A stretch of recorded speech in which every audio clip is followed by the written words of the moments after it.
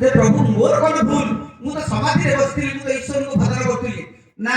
ତାହେଲେ ତୁ ଯଦି ଏଇଠି କଲା କର୍ମ ପାଇଁ ଅନୁତାପ କରୁଛୁ, ଭଗବାନ ତତେ ଉଦ୍ଧାର କରିବେ। ଯା ଗଜ ହେଇକି ରହିଥା, କୋଉଠି ସେ ରହିବ। ପୁଣି ଏପଟେ ଏକ ଘଟଣା ଚକ୍ରରେ ଯେତେବେଳେ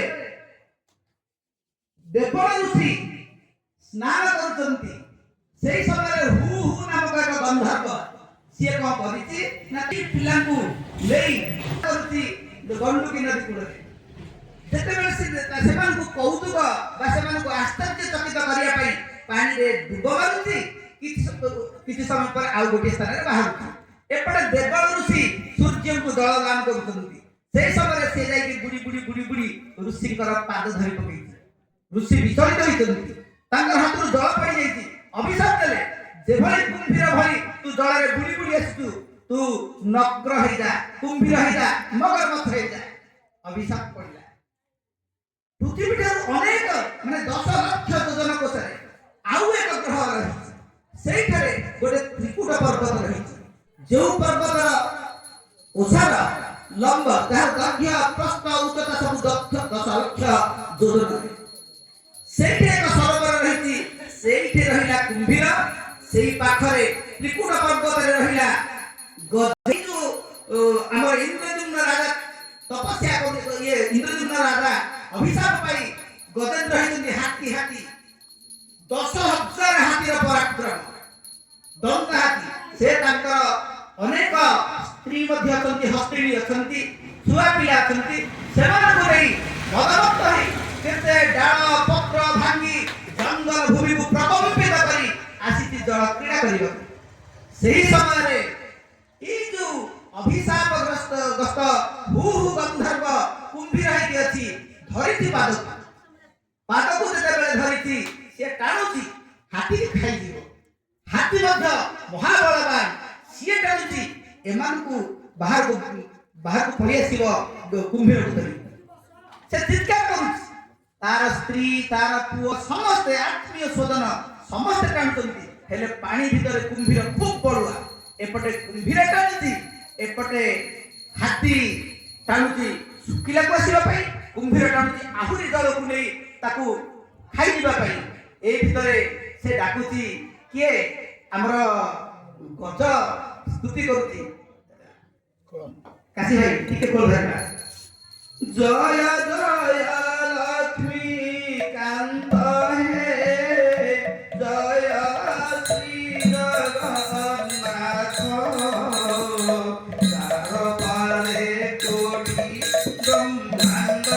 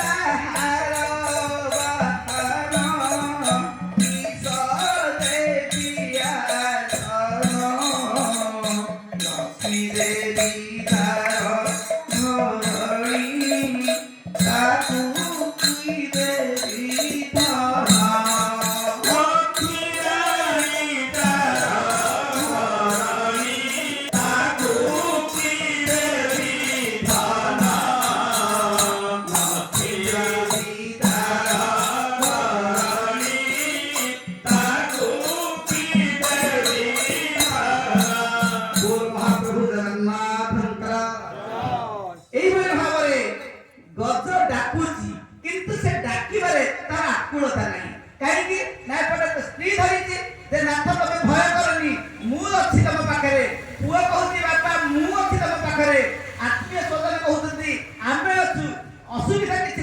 କୁମ୍ଭୀର କୁ ଟାଣି ଆଣିବା।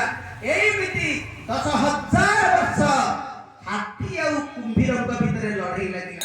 ଆପଣମାନଙ୍କ ଭିତରେ ଗୋଟେ ଆଲୋଚନା ହେବାର ଅଛି ଯେ 10,000 ବର୍ଷ, ହଁ ଆମର କାଳ ଗଣନାରେ ଆମ ପୃଥିବୀର 10,000 ବର୍ଷ ଖୁବ୍ କମ୍ ସମୟ। କେମିତି ନା ଆମେ ଆମ ବାପା ମା ମରିଗଲା ପରେ ଆମେ ଶ୍ରାଦ୍ଧ ଦଉ ବର୍ଷକେ ଥରେ, 365 ଦିନରେ ଥରେ ଶ୍ରାଦ୍ଧ ଦଉ, ଅର୍ଥାତ ପିତୃଲୋକରେ ତାହା ଏକ ଦିନ। ଏଇମିତି ଯୁଗ ଅଛି, ମହାଯୁଗ ଅଛି।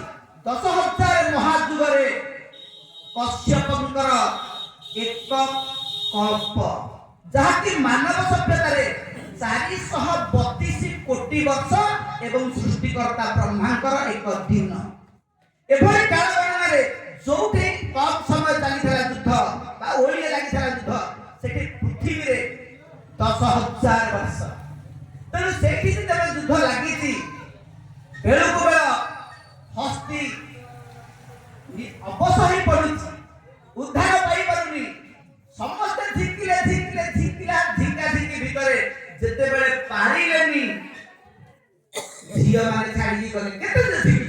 କେତେ ଝିଙ୍କିବେ, ତାପରେ ପୁଅ ମାନେ ଛାଡ଼ିକି ଗଲେ ହେରି, ତାପରେ ସ୍ତ୍ରୀ ଛାଡ଼ିକି ତା ବାଟରେ ଗଲେ। ଏକେଲା ରହିଲା ଗଜେନ୍ଦ୍ର, ଟାଣୁଛି କାଳ ରୂପୀ କୁମ୍ଭୀର ଟାଣୁଛି। ଯେତେବେଳେ ପାଣିରେ ବଳୁଆ ହେଇଯାଇଛି କୁମ୍ଭୀର, ଟାଣି ନେଇଛି, ଆଉ ଖସି ପାରୁନି, ସେତେବେଳେ ଅତି ବିକଳରେ ପ୍ରାର୍ଥନା କଲା। ଟାଣି ନଉଛି, ଶୁଣ୍ଢ ଯାକେ ପାଣି ଗଲାନି ହେରି, ଏଥର ମରିବାଟା ଧ୍ରୁବ ସତ୍ୟ, ଆଉ ତାର କିଛି ଇୟତ୍ତା ନାହିଁ। ଦ୍ରୌପଦୀ ସେଇ ଯାକେ ବସ୍ତ୍ର ଟାଣୁଥିଲା, ଯୋଉ ଯାକେ ସେ ଭାବୁଥିଲା ଯେ ମୁଁ ରଖିଦେବି, ମୁଁ ଜଗିଦେବି, ମୁଁ ଜଗୁ ଜଗୁ ପିତାମହ ଭୀଷ୍ମ ଅଛନ୍ତି, ଗୁରୁ ଦ୍ରୋଣାଚାର୍ଯ୍ୟ ଅଛନ୍ତି, ବାଲ୍ମୀକି ଅଛନ୍ତି, ସୋମଦତ୍ତ ଅଛନ୍ତି, ଭୂରିଶ୍ରବା ଅଛନ୍ତି, ମୋର 5 ପତି ଅଛନ୍ତି, ମାତ୍ର କେହି ହେଲେ ବିପଦ ବେଳେ ସାହାଯ୍ୟ ହେଲେନି। ହରିଣୀ ସେ ପର୍ଯ୍ୟନ୍ତ ଭାବୁଥିଲା ମୁଁ ଦୌଡ଼ିକି ପଳେଇବି, ମୋର 4ଟା ଖୋରା ଅଛି, ମୋର ଦ୍ରୁତ ଗତି ଅଛି, ମାତ୍ର ଯେତେବେଳେ ତା ବଳ ଗଲାନି, ସିଏ ସେତେବେଳେ ଡାକିଲା। ସେଇମିତି ଆଜି ହାତୀ ଭାବୁଥିଲା ମୁଁ ଉଦ୍ଧାର ପାଇଯିବି, ମୋର ବଂଶ କୁଟୁମ୍ବ ସମସ୍ତେ ଅଛନ୍ତି, ମାତ୍ର ସମସ୍ତେ ଗଲା ପରେ ହାତୀ ଯେତେବେଳେ ଶେଷକୁ ଅବଶ ହେଇଯାଇଛି, ଆଉ ବାହାରି ପାରିନି, ଶେଷକୁ ପଦ୍ମ ଫୁଲଟିଏ ଧରିକି ଟେକି ଦେଇଛି ଉପରକୁ। ପତିତ ଜନଙ୍କୁ ଉଦ୍ଧାର କରିବା, ପତିତ ଜନଙ୍କୁ ଉଦ୍ଧାରିବା ପାଇଁ ଉଡ଼ାଉଅଛ ପତାକା, ବାହୁ ଟେକି ତୁମ୍ଭେ ବସି ଚାହୁଁ ବିପତ୍ତି କରୁଛି ଡକା ମହାପ୍ରଭୁ। ନାଶ ଗଲେ ତୁମ୍ଭେ ପଛେ କି କରିବ, କରୁଣା ସାଗର ଫେଇ, ଦୁଃଖୀ ଗଲେ ନାଶ ଅର୍ଜିବ କି ଦଶ, ପଛେ ଚୌବର୍ଗ ଦେଇ ମହାପ୍ରଭୁ। ଘୋର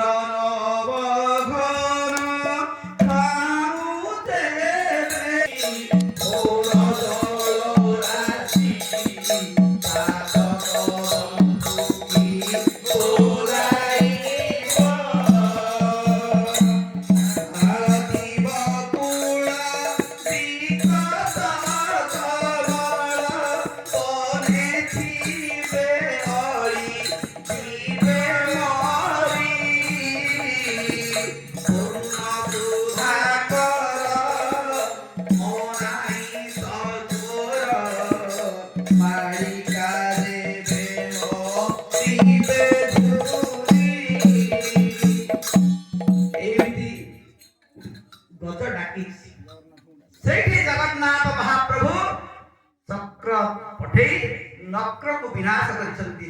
ଏଠି କହିବାର ବାହୁଲ୍ୟ, ଆମେ ସେଇ ଗଜ ଭଳି ଆମେ ବିଶ୍ୱାସ କରିଛୁ ଆମର ଶକ୍ତି ଉପରେ, ଆମେ ବିଶ୍ୱାସ କରିଛୁ ଆମର ତାକତ ଉପରେ।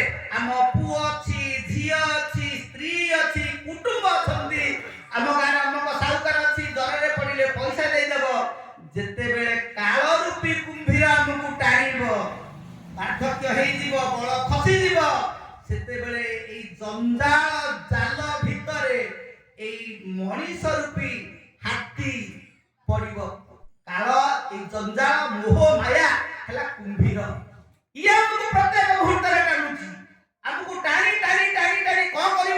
मारी आमे मुक्ति पाई परिबा नहीं।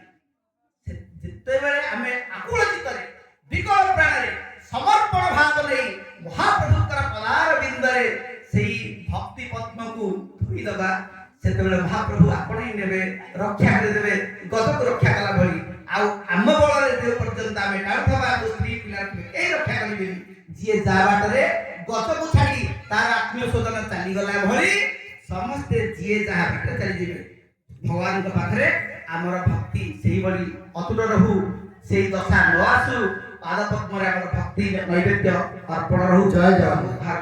जय जगन्नाथ।